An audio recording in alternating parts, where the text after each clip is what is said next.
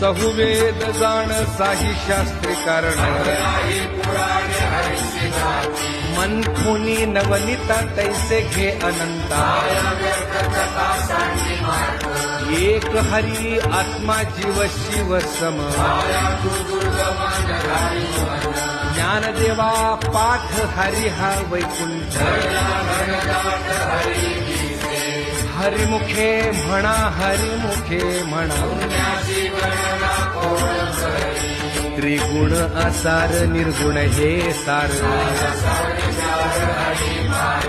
सगुण निर्गुण गुणाचे अगुण